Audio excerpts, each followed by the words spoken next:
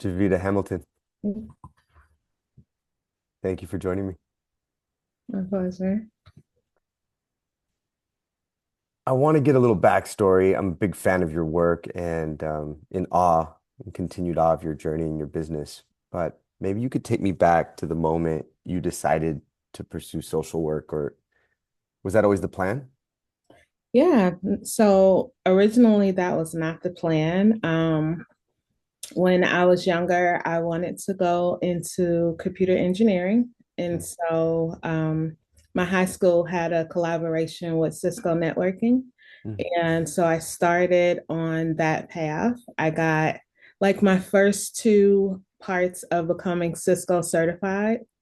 And then I was trying to figure out like, is this really what I want to do? And so I had a mom, she was like a maternal mom to me. And she was like, I don't know if I really see you in social work. I mean, in computers. I feel like you're more called to be a social worker. mm. And she was just like, because of how my life has gone and the folks that are drawn to me, she saw me more as a social worker.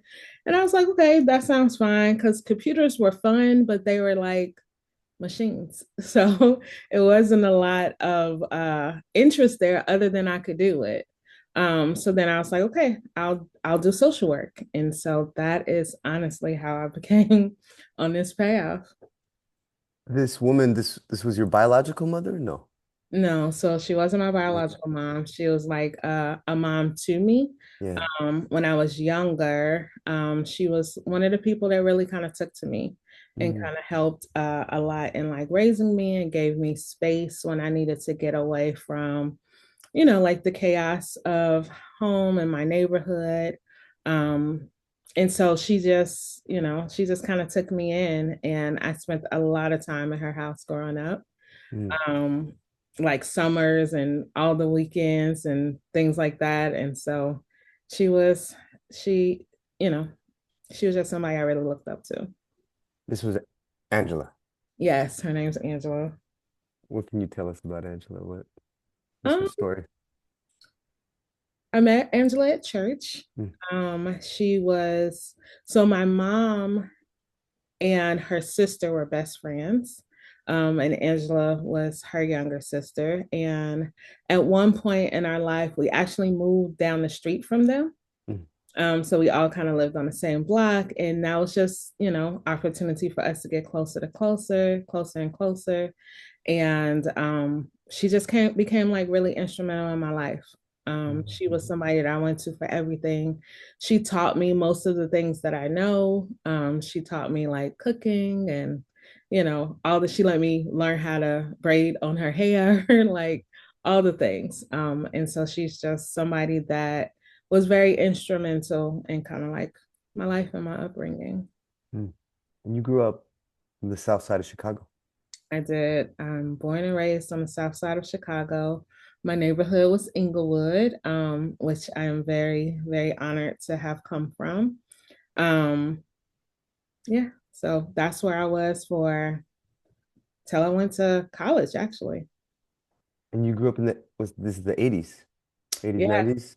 so it was really the 90s. I was born in like 83. So Okay. Okay. I would say it was the part that I remember is really the 90s. So the 90s in Chicago was very interesting. Um, it was just an interesting time to kind of be growing up. It was a Hmm. very unique environment. Mm, Chicago, of course, is always known for like its gun violence and mm, all of the things, but to me, it was home, it was family. mm, And the neighborhood is still something that that I really still hold dear to me. hmm. How did it inform your approach, or has it informed your approach to mental health and community? How did those experiences shape you early on? Yeah. Um, it definitely informed my approach from the standpoint of I just want to help, like Hmm. I've seen all the sides of how this life can be. Mm, And I just want to do my part to contribute like to my community and to help folks really become who they want to be. mm, And so it just really gave me that love to like support and serve and, just kind of give that helping hand. Like when I grew up, we had block parties. And of course we had gang violence, but the gangs were family too, like it Mm, was all a family and everybody served the purpose. And even mm, when stuff happened, we still supported each other. So that's kind of the culture that I was raised in, and that's the kind of the culture that my family is in. And so mm, that just kind of transforms into kind of like my work, which falls right in line with being a social worker, right? Like we were taught to serve. We were taught to kind of assist the whole person in figuring out life, not that it's not just one-sided.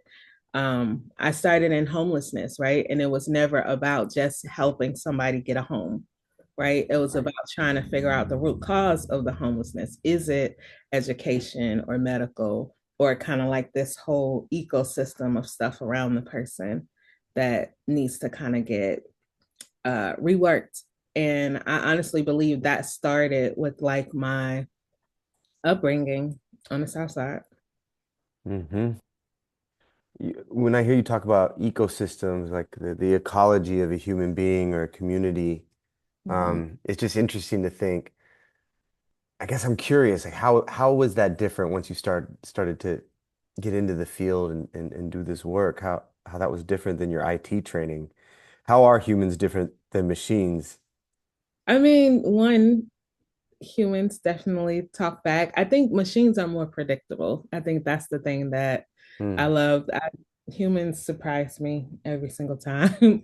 They're not hmm. predictable at all. And you just get so much more value from them. Mm, I think with me going into Cisco, going into IT, mm, it was more I don't know, it was just more structured, standard, coding type of work. Whereas we're working with people, there's so many different highs and lows and so much more opportunity for just amazement and success. Like mm, when I started at the shelter, um, it was amazing when like my families graduated, right? When folks are able to do things that they never even imagined. mm, You just don't get that from a computer. hmm. Yeah. What does graduated mean in that context? Yeah. So I worked at a transitional housing unit. And so that means that folks were living in our shelter for up to 2 years. And then at the end of the 2 years, we either stepped them down into their own place or stepped them down into something called scatter site housing, where they Hmm. still had access to services. Hmm. So where everything they had in the shelter, they would get in their own place in that scatter site housing, or they would be more on their own and just have us as support if they needed us to, if they went completely out on their own. So Hmm. it was a celebration. It was a graduation of sorts. Hmm. Yeah. You do a lot of trauma work these days. Was that always part of the vision, or did that emerge sort of in the path? I would say it emerged kind of in the path. I Yeah. honestly never set my sights on going into private practice. Mm. Um, I was gonna do homelessness. That's where I started. That's where I fell in love with the social work. I fell in love with people. And in doing that, I was living in Georgia. And at a certain point, I was like, I'm ready to relocate back home, back to Chicago. And so that meant I had to leave like my job and everything and kind of start new here in Chicago. Um, and it kind of opened other doors for me. Hmm. And so in that, I kind of went from homelessness into workforce development. And I was really working with teens, helping them get their first job. And that's where I kind of fell into like therapy. We did group therapy, we did psychosocial development with our teens. And that's honestly how I got into therapy and really started to see like how trauma played into that. Hmm. Like my youth were youth in care, and they had a lot of things, a lot of barriers, a lot of things that had gotten them to where they were, and trying to help them get to a different place took a lot of work. Hmm. Yeah. This idea, I'm still the idea of an ecosystem still sort of perseverating for me. I'm curious how you look at trauma across a community or a neighborhood or a family system, or there's this term intergenerational trauma I hear a lot these days. How does that go into your thinking? We should talk in a little bit of how far this project of yours is scaled. But when you think about sort of your practice, you have a group practice now.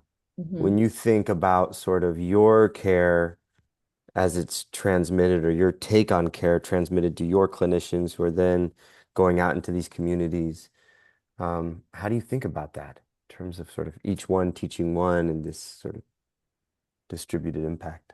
Yeah, absolutely.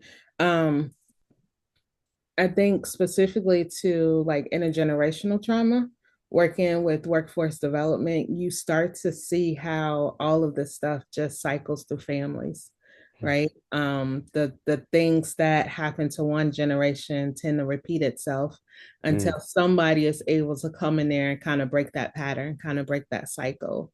mm, And so there are in my education, there are a lot of ways to kind of do that work to get in there and break a cycle. mm, And so one of the ways that I've kind of patterned myself out or sought to kind of do is through like education, right? Through being able to support folks. And so when I started in private practice, of course, I was solo, but then I realized there were so many other folks that wanted to be in private practice that didn't know how. And so I tried to figure out a way to kind of pass what I had learned on to them, right? Which then starts to break their cycle because as a social worker, we're just taught to go into nonprofits, right? And mm, in a nonprofit, you continue to kind of be in this hamster wheel of poverty, right? Like you're trying to help folks, but then you're like just at the cusp, right outside of what they're needing help with, right? And it was just like this cycle of working really hard for very big rewards, but not necessarily financial rewards. And so then it's like, okay, well, how do I break this? Because I've done what I can do here and I'm just feeling kind of stuck, right? And so that's honestly how private practice entered. It was an opportunity to reach a different set of individuals. And in doing that, a lot of folks kind of gravitated to me to like, how did you do that? And what did you do? And it was like, oh, if I could help other people do this, then that's a really great way for me to kind of give back and support not only the community, right? Not only my people, but also the community at large, because I can only see so many people. And that's honestly how the group practice started. It was an opportunity to see more people without me having to be the one in the chair 80 hours a week. There's always these inflection points I notice with you that you're kind of like reinventing yourself over and over again. Maybe we're all of us to some extent, but Absolutely. the career pivots and then this entrepreneurial journey. Can you talk a little bit about that part of it? So like the experience of going from the clinician helping people into managing doing the operations, SOPs, all this complexity and everything and risk and pressure and all of that you're taking on. Absolutely. I think I have always been somebody that took a lot of risk. Especially coming from where I'm from, I knew that in order for me to get out of that situation, I had to try new things, right?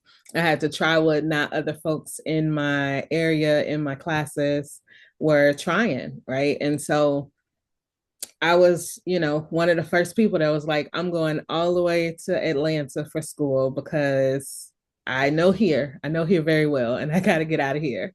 Mhm. And so that was honestly like the first risk going to school.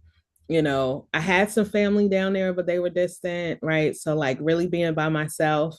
And I just kind of developed this motto of I just got to try it. If I could try it and it's successful, great. If I could try it and it's not successful, then I can learn something from it that could then make it be successful the next time I try it, like risk has been a part of all the things. And so every single time I've had to reinvent myself and start over, like relocating from Atlanta back to Chicago, I left everything. I left my home, my work, everything because it was like, it's time. to come back home and just start over, get in a whole nother career. Um, and then when I wanted to go into private practice, it was the risk of, well, who's going to teach you how to do this, right? Like, you don't really know. I didn't really know how to do it. And so it's like, okay, I need to put myself in the room with folks that know how to do it. And that's scary because that's a whole lot of risk. Right. And so just jumping out there and trying it and seeing what happens. And there have definitely been highs and lows, but the highs have definitely outweighed all of the ups and downs in the middle of it, you know. And I think that for me, it's like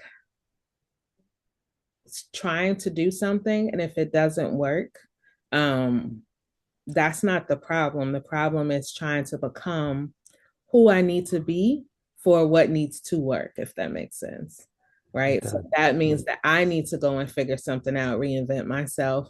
Um, and I've just done it over and over and over again. Even when I started doing therapy, I worked with couples. Hmm. Do not work with couples now. Okay. I learned a lot about me as I became a trauma therapist, and I realized couples weren't my thing. So Hmm. then it was like, okay, what's my identity as a therapist? Who am I now? Where am I supposed to be?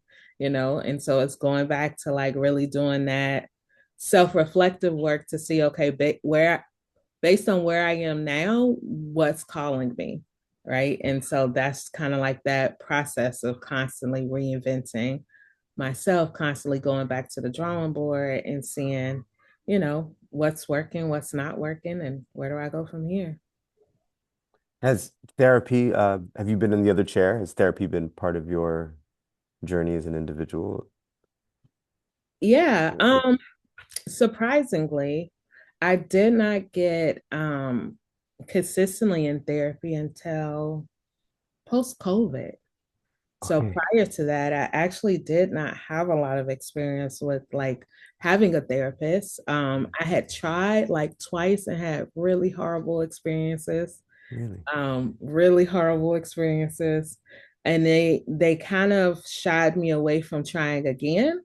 Hmm. And so part of becoming a therapist, it was like, okay, how am I asking other folks to do something really risky and I'm not doing it myself? And I wasn't avoiding it because I didn't want to. It was just that I had these experiences that were weighing on me, you know. Hmm. And so surprisingly, I was talking to somebody, I think it was one of my clients at the time, and I'm like, your first try at a therapist may not work. You just got to keep trying until you find your person. Hmm. And so life kind of put me in a situation where I needed to look for my person again. And I was able to find somebody to connect with. And that has kind of been my journey since then. I've been able to have two really awesome therapists in my world. Was it the case for you? I've heard this often that you become the clinician you couldn't find for yourself. Absolutely. So that informed you, those experiences you had with those other therapists, sort of, because that was prior to going into your private practice that you, Yeah. Yeah. yeah. No, my first try at a therapist was in college. Um, Okay. my freshman year of college, actually. And it was horrible. And so, yeah, I definitely encoded that as the person I did not want to be, right? Hmm. Like, I want my word to be my word. And if I'm not able to do something, I'm going to be honest with you, right? Hmm. And tell you that I can't do that. Hmm. A lot of times, especially like in our trainings, they teach us that folks go into trauma therapy because of trauma, Sure. and you try to strive to be the person that you did not have. Mm. And so that's definitely true for the person that I patterned myself out of, patterned myself to become, which is always difficult when you don't actually have that example. Mm. Um, but that's what pushed me to get like into education and community and really find folks that are in my field that I'm like, oh, they're actually living this. This is doable. And so, What needs to be there? What's essential in a therapeutic relationship? What maybe another way to say is what was missing from those experiences you had, and what for you as a clinician has to be there? yeah. I think the biggest thing that I've learned and that I try to relay to like folks that I'm consulting with is that you really have to give people time, right? Like I don't go into any conversation with anybody pretending that I know everything. Mm-hmm. So I need the person to realize that they are the one that holds all the answers for their life. My job is just to hold the container while they figure it out. Mm-hmm. And I think in my early experiences with a therapist, that's not what I was given. I was given, this is your problem and this is how you fix it. And it Mm-hmm. was like, but you just met me today. How do you know anything about Mm-hmm. me? Right. And so for me, it's like really getting to know people. Right. Mm-hmm. And even being willing to let them see me, of course, in a professional manner, but let them see enough of me to know that I can relate. I'm Mm-hmm. human. I understand what's happening. Right. And I still don't think that I have all the answers, but I do know that I'll figure it out with you, Mm-hmm. you know? Does this go back to that kind of ecosystem, whole person mentality?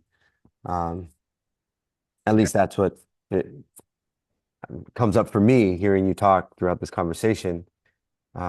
This sort of this other way, which is I guess kind of prescriptive, just treat someone like their symptom, and you have a certain protocol of interventions. You do X, Y, Z, and then this spits out. Yeah, absolutely. Treating people like people and not, Yeah, like you said, diagnoses, right. not issues. Because, one of the things that I really believe, like, of course, I have to diagnose, right? Like, that's a part of what I have to do. Mm-hmm. But I believe that that's just one moment in time. That's not a projection of someone's entire life, right? Mm-hmm. Because I'm having a hard time today does not mean that I'll always have a hard time, right? Mm-hmm. So, in order for me to help someone realize that, it's like, okay, what's going on in your entire world, Mm-hmm. right? What are all the things kind of happening around you that's contributing to what's going on right now? Mm-hmm. And helping the person figure out, okay, when these things cycle, because it's going to happen again, how do I start to get ahead of it before it happens the next time? Mm-hmm. Right. And Mm-hmm. so, really working with the person to understand, like, where I am is not the problem. This is just the cards I was dealt today. Right. Mm-hmm. The problem is, I just don't know what to do with this. Right. Then we figure it out. Right.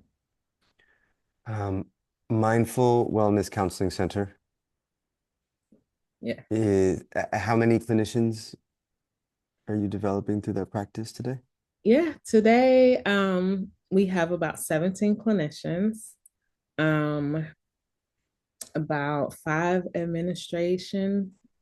Um, so pretty big team these days. How many clients get served come through your doors a week?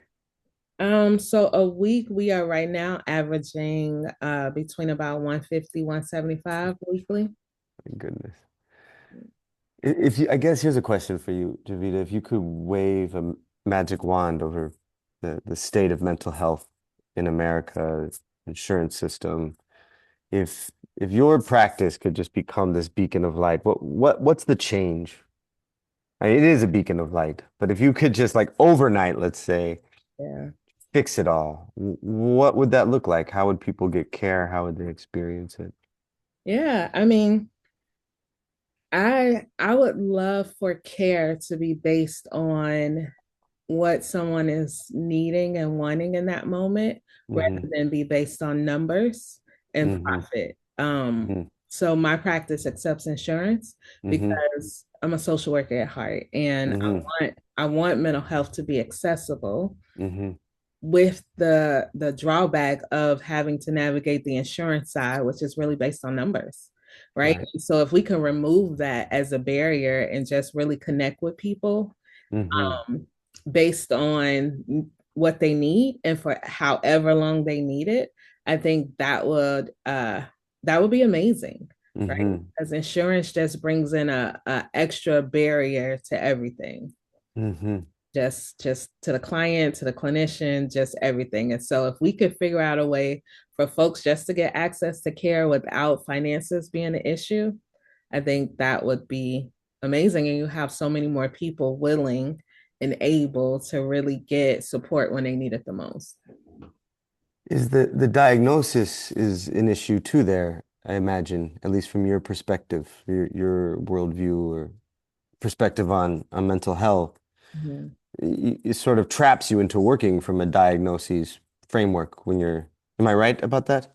Absolutely. Yeah. Absolutely. The only way that I could bill an insurance company to pay for the Hmm. client's care is to attach a label, Right. right? And that label then becomes a part of the medical record, which follows a person wherever they go, you Hmm. know? And so part of my work is really helping folks realize that that's just something we have to do, but that does not define you or predict who you are, right? Hmm. Hmm. Literally just this moment in time. And so there have been a lot of conversations, even about like the trajectory of insurance and how now they're going to look at certain diagnoses and say, well, this diagnosis can only have this amount of services or this. And Hmm. it's just like more parameters and barriers to folks being able to get the support that they need. Um, and so, you know, it's all capitalism. Oh, talk to me about that because you're a social worker at heart Mhm. and you're this dynamic leader kind of carrying everything, all your neighborhood stories and everybody you're helping and that are de people are depending on you and your family and you have this incredible business, which is profit is the point on some level, I imagine. Yeah, no, How, absolutely. how do you metabolize all this for yourself? I'm sure it's not black and white and day to day, it's a challenge, but how do you talk to yourself about this? Yeah, I mean, I think part of it is just really wanting to be accessible. Um, Right, I still take insurance to this day. There are right. some panels that I've tried to get off of, Hmm. but that's honestly because of barriers with insurance and not because of not wanting to reach folks. And so, like in my world, if finances were not an issue, we would probably see, of course, way more people and do way more meaningful work. Hmm. Um, because capitalism is just something that's a part of everything. Hmm. It's very hard to get away from it, but I think if you can frame it in a way of what I have and what I gain is an opportunity to help and support somebody else, Hmm. then you kind of figure out a way to make it work, Hmm. um, and make So something that's better. even for you, even today, that engine, that the revenue of your practice is still an engine for you to do more good. Absolutely. That's how you see it.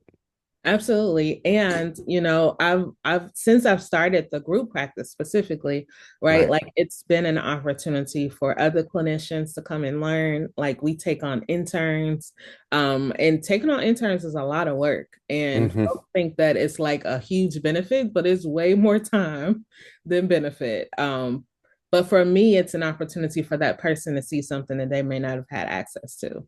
Hmm. Me coming up in social work, I was only exposed to nonprofits. Right. That was the lens in which I was honestly being trained. And to be able to expose people to private practice and to other ways of doing social work has been extremely rewarding. Right. So I use all of this as an opportunity to kind of give back. Recently I just found out about the humanitarian EMDR association where they're doing like pro bono work when natural disasters and community violence happens. And I'm like, oh yeah, sign me up. I could take on a pro bono person, right? Because it's just about using what I have to be able to be of service to somebody else. Mm. Mm. I guess maybe a message, Javita, to someone just starting off on the path, maybe doubting what's possible or confronting one of those first obstacles, sort of, and oh, considering turning around or not going forward. Yeah. Um, of course, don't stop, right? Like Okay. the quickest way not to reach your goal is to quit, right? So if you quit, then there's no opportunity for you to reach it. But what I try to tell folks is like put yourself in the room with folks that's trying to that put yourself in a room with folks that have already been where you're trying to go. so that you can learn from what worked from them and from what didn't work from them. You know, Mhm. like you can start to develop a path with more information. Whereas I feel like in my world, I was just kind of making stuff up, right? I knew I wanted to start a business, but I didn't know what kind of business. So I assumed I wanted a shelter, right? Like, of course, I'm in homelessness. Why not have my own shelter? Mhm. And the higher I got up in that realm, I was like, I don't want this. This is dramatic. Mhm. Mhm. And so really I got that because I was in the room with folks that had shelters. You know, I was learning the other side of it and realizing like, yeah, maybe this is not necessarily what I'm meant to do, you Th- know? There are these moments, the moments of reinvention and pivoting and kind of reframing the discovery, but it's not quitting. Mm-mm. How's that negotiation? How do you tease that out that you make the adjustments you need to make, but that you keep going? That's my sense of you. You sort of have this unbreakable Absolutely. momentum. Yeah. Absolutely. Just because I mean, if we really go back to me in like elementary school, I think I wanted to be like a lawyer, right? Because that was the thing that I saw on TV that I figured I needed to be in order to not be where I was, right? Mhm. And Right. then I learned, right? Like that was a whole lot of work that I wasn't necessarily willing to do. So then I was like, okay, cool, I'll do computers, right? And so, if anything else, I think I'm extremely flexible and I like to learn what my options are and what it's going to take, and then see is this really still where I'm trying to go? And like I said, I'm not afraid to pivot. I'm not afraid to go in another direction because I'm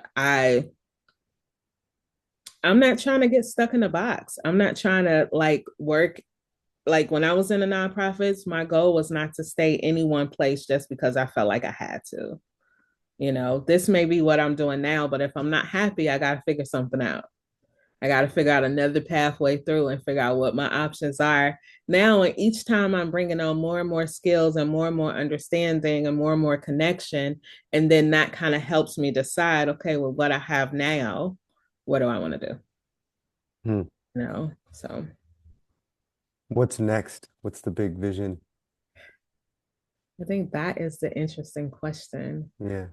Part of starting with like TPA and Momentum Lab, um, my sets was to have a group practice. I Hmm. have had that for years, Hmm. right? And so now it's like, what do I want to do? Hmm. And so I think I'm still trying to figure that out. Um, I still have little kids, so that definitely informs a lot of who I want to be these days. And so honestly, I'm not sure. I've been getting into consulting and that's been pretty exciting and teaching. And so that's been pretty exciting. I can't say that's what I've decided is the next chapter, but it's an option. We're all very excited to see what's next. Always excited to watch you, Jevita. Thank you so much for taking the time today to talk to me. Yeah, my pleasure. Thank you.